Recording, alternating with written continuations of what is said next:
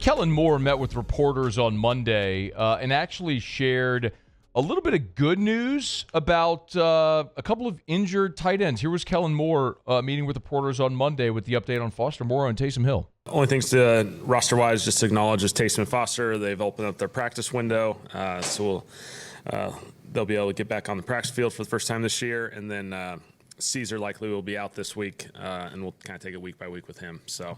Well, we'll get updated on Ruiz after he was injured in Buffalo, but that's great news on Foster Moreau and Taysom Hill. Of course, Taysom suffered his really devastating knee injury at the beginning of December, and then Foster was in January, the last playing day, Week 18, in that game against the Bucs when he was injured. And there was a real question when you looked at the length of recovery from those injuries at even if those guys would be able to return at some point this year, just considering when in the season it happened, their injuries happened. But that's fantastic news. So it's a 21-day practice window. They'll have 3 weeks now to be added potentially to the active roster, so you can sort of ramp them up, and then potentially you're looking at like week 7 maybe. We for a possibility of being added to the active roster and having the chance to play. So. It's pretty exciting, if it continues to be Spencer Rattler at some point, if it's Tyler Shuck, to be able to get back a couple of really valuable offensive pieces in whatever capacity they may be able to help. So that's fantastic news. We'll keep you up to date and tell you more about that as we move through. Saints fall to 0-4. They lose to the Buffalo Bills on Sunday up in Buffalo. And there are no moral victories in the NFL. I'm not going to sit here and applaud you like the good job, good effort kid. But the thing that I'm going to say today is the thing that you're going to hear me say most Mondays when we come back and talk about the New Orleans Saints. Because most Mondays when we sit here and talk about the New Orleans Saints, it's going to be after a loss. Because as you've all clearly seen, and like we talked about all throughout the offseason, this is not a particularly talented or deep roster, and one that's just not going to win a lot of games. Okay. I accepted that fact many months ago. And I'm perfectly fine with accepting that fact that this is not going to be a season where they're competing for anything of substance, but it's an opportunity to learn what you have, what building blocks you have for the future.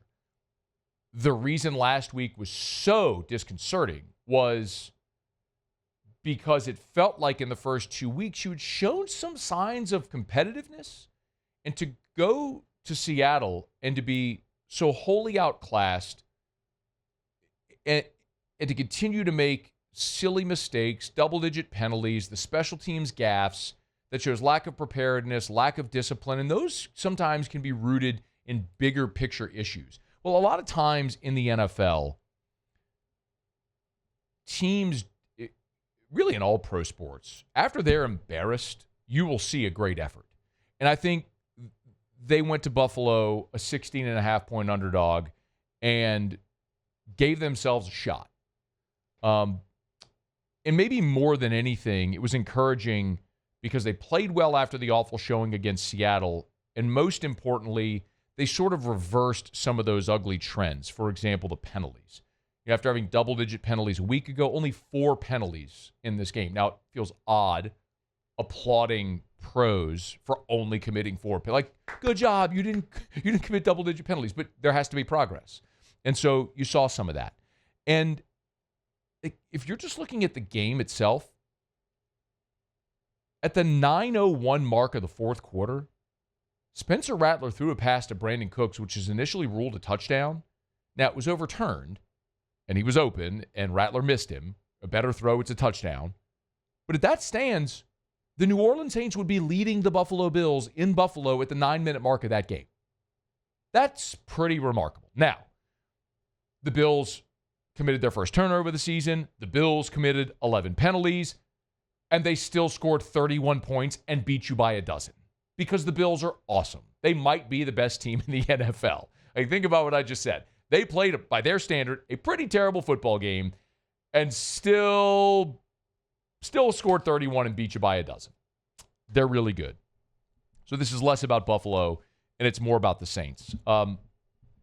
After falling down 7-0 and feeling like, here we go again, what an opening drive for New Orleans. The 18-yard touchdown run by Kendre Miller. I mean, Kendre Miller continues to be a real pleasant surprise running the football. 11 carries, 65 yards, an average of 5.9 per carry. He runs hard not only out of the backfield but in special teams as well. He has shown some of those flashes so far in the early going this season, which is really encouraging. As we keep talking about, you're looking for cornerstone players. He's averaging 4.5 yards a carry this season. I'm not telling you need to stop traffic and throw a ticker tape parade, but for a guy that couldn't stay healthy, that's being a contributor for you now as a nice compliment to Kamara is a really good thing. And then after you scored, they went right back up 14-7. And then after that was the sack, the intentional grounding. It looked bad, but on that next drive from Buffalo, Jonas Sanker had a PBU and an interception on consecutive plays. Again, another young guy who we're looking at, as unfortunate as the Julian Blackmon injury was, this has given an opportunity for Jonas Sanker, who's making the most of it, which is awesome to see. So you're seeing a young guy who looks like a starting caliber player in the NFL, which is fantastic. Look, Pete Werner dropped an interception on the next drive, which could have set you up in a good spot. Special teams were improved. Kai Kroger hit a punt. You downed at the 1-yard line. You got a short field after that. Blake Grupe hit a 54-yard field goal after he missed 2 from 40 and in the first 2 weeks of the season. Look, I hated the call by Kellen Moore at the end of the first half to run the Philly special. It's 14-10. I know you're saying what's easy to say in hindsight. No. Circumstances matter. I'm going to take the points guy. Like, it's a 14-10 game, minimum 3 points there. By the way, at that point, you were also rushing the ball for nearly 6 yards a carry. It was third down. You want to go for it, run it twice. They haven't shown the ability to stop you. Run it twice. And if you don't, and you end up kicking the field goal, great. It's 14-13, and you're getting the ball to start the second half. And you could go kick a field goal, take the lead, flip the pressure on them. So I hated the call. Way too risky in that situation, considering Olave doesn't normally throw, and you only let that pass go if it's wide open, and it wasn't, and whatever.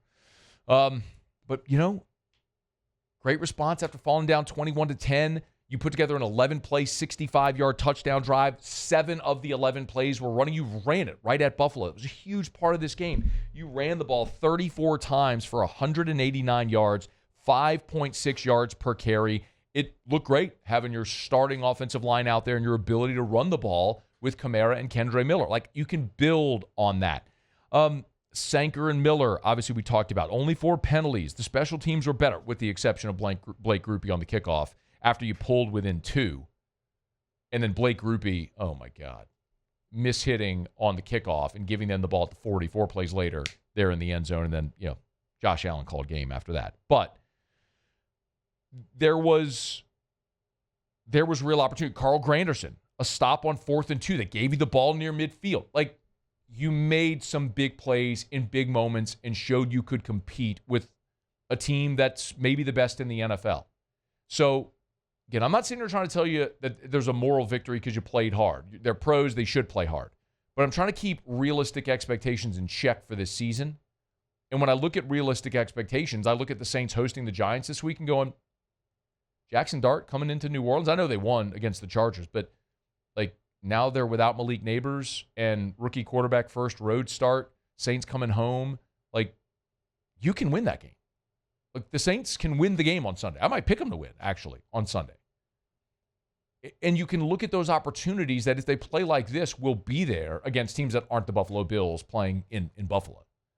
So I'm encouraged. After Sunday. I didn't expect them to win. I don't think anybody did.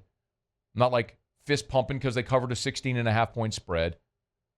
But this is more at this point about, are we seeing growth and development and progress with this organization, with this coaching staff, with the young guys on the roster? And it's hard to look at Sunday and argue to the contrary. By the way, Cam Jordan also got his 124th career sack. Just as a tidbit, I tweeted this as well. If you look at the official sacks, which have been kept as an official stat since 1982, basically 125 sacks is the benchmark. If you get to 125 sacks, you're going to be in the Hall of Fame. So Cam is 1 sack away from basically solidifying himself as a gold jacket status. So would love to see him keep ticking that up to leave no doubt. But that's something fun, maybe a little layer within the season to watch for the New Orleans Saints. Hey, thanks so much for watching. Please leave your comments. I love to interact. And be sure to hit the red subscribe button below.